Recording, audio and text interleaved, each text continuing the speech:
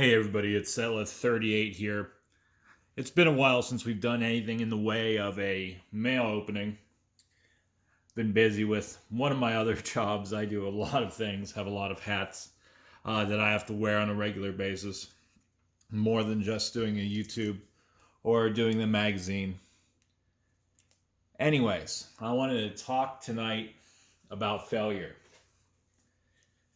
Part of what I've done over time has been to go and pretty consistently write people for the chance to review their products. It's how I got the magazine off the ground. I had actually purchased, Jersey Beat magazine.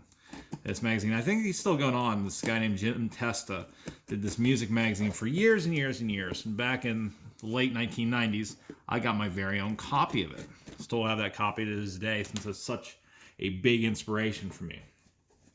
Part of what I did was email people and say, hey, let me go and review your product. All I ask is that you send me said product. I'm not looking to go and get any cash out of it. I don't want to be paid for advertising. I just want something like a DVD.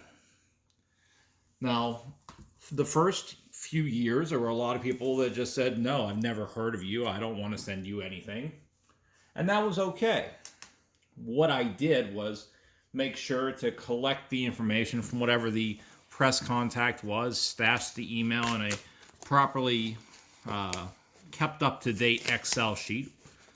And every few months, probably every 6 months or so, I'd try again. I'd go and email about the new product. I'd have some new reviews that I could show them about what I was trying to do. And I'd say, well, can you send me whatever product that is? Might be, like I've been showing, DVDs. And I can say, well, I have a guarantee that I'll review your product. I will put some information in with regards to your domain, whatever have you, right? And I might be told no again, but there were a zero number of people that would go and say, well, yeah, sure, I'll hook you up this time.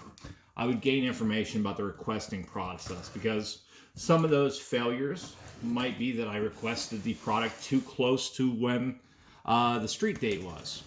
So that they had already filled out their media list. And they didn't have any extra copies of whatever it is I might have been requesting. Others might have changed people working the account.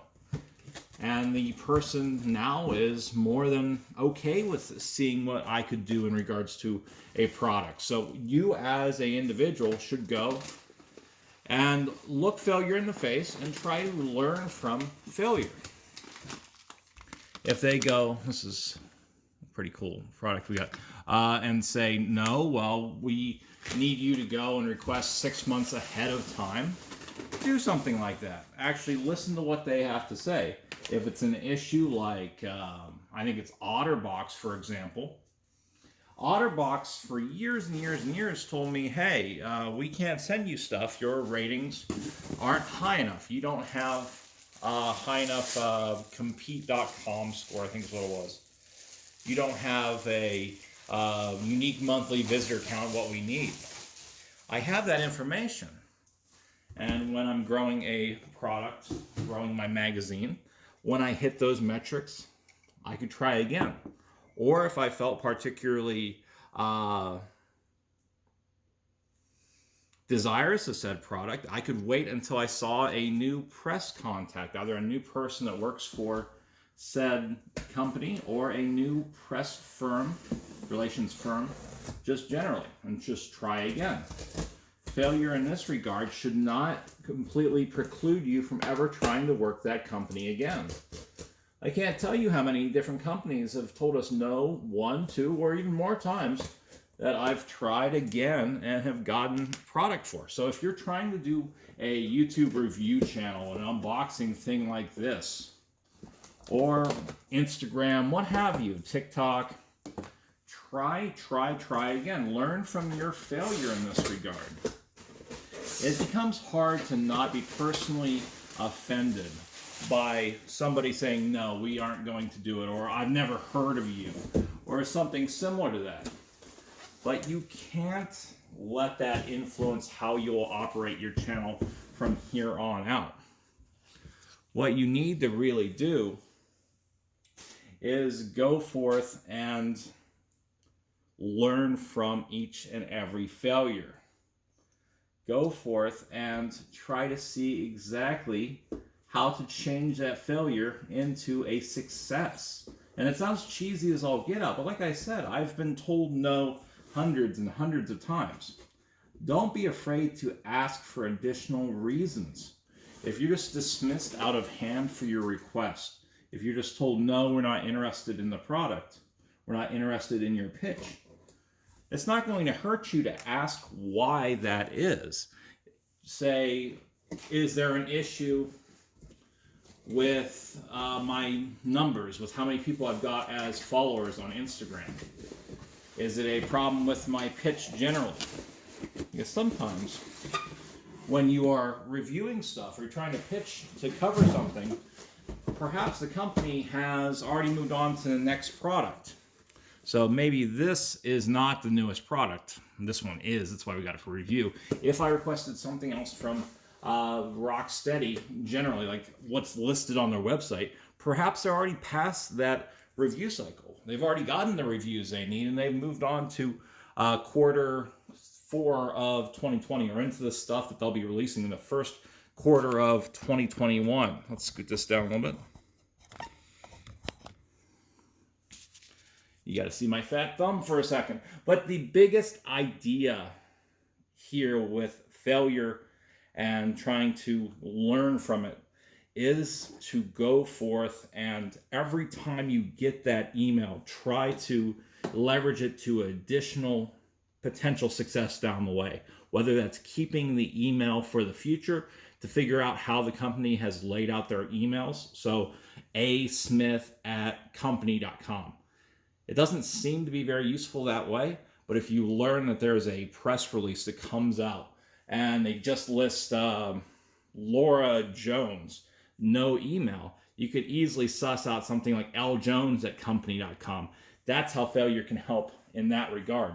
Like I mentioned in the past, you saving that email where you've been told no and you're given a set of instructions for how to make that a yes.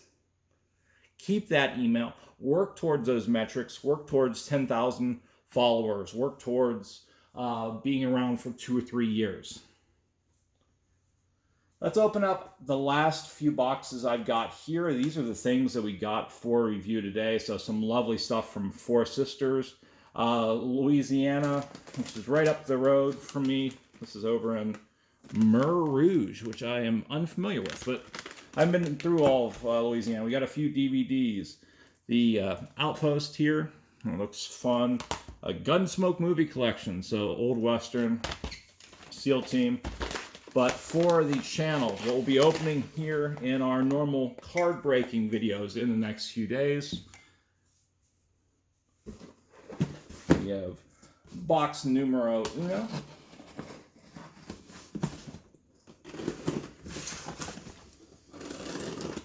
And as always, if you have any questions or concerns, if I can help you try to grow your channel, your outlet, whatever have you, write me. I'd be more than happy to provide a little bit of additional assistance.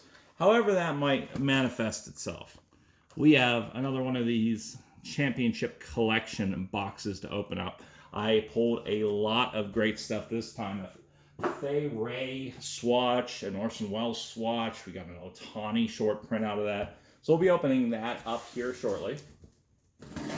This is the sort of biggest thing that we've got, and I'll likely be putting this up very soon, is our final box of the night.